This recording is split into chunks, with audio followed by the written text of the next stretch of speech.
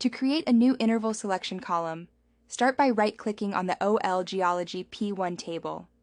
Just like when we made the new grouped column, performing interval selection creates a new column in the table, so no original data is overwritten or lost. Select New Column, then select Interval Selection. In the New Lithology column window, we have the option to either leave the base column as None, or we can set a base column. Selecting an existing base column allows for a faster interval selection process.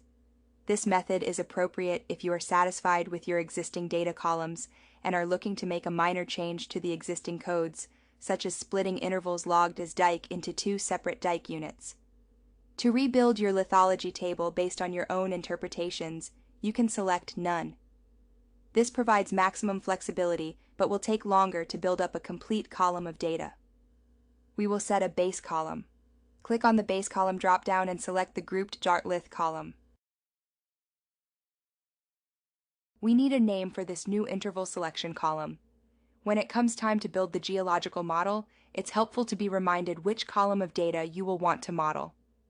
Name this column IS_model. Click OK to accept the name and start making your selection. Let's start by viewing just the dike unit again. Click the visibility eye at the top to make all the intervals invisible. Next, click on the visibility eye for the dike unit to view. Now we're ready to start making the selections. You will notice a new toolbar has appeared at the top of the scene window beside the existing toolbar. If you have Leapfrog open, pause this video for a minute and hover your cursor over each icon to see its function. Click on the Select Intervals tool, beside the ruler in the toolbar.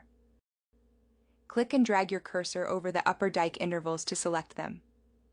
In this case, we were able to select them all in one swipe, but you can use as many as you need to select all the intervals of interest.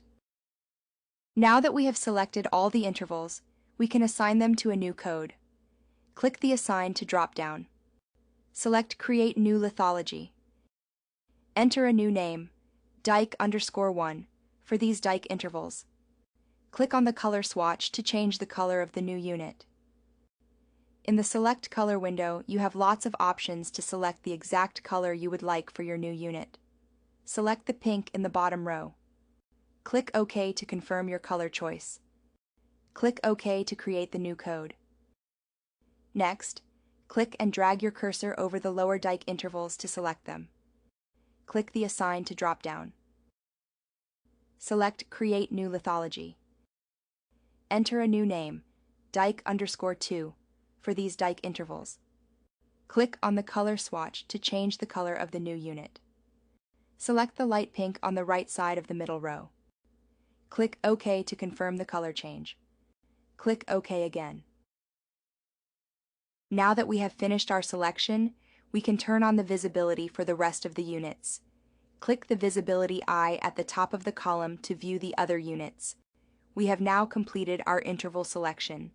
Click Save in the Interval Selection toolbar to save your selections and new codes. If your selections are not perfect at this stage, it's easy to come back later to adjust the selection. We will cover editing and interval selection on the next page. Close the Selection toolbar. We are now looking at the intervals we will use to build our model in the next step of this course.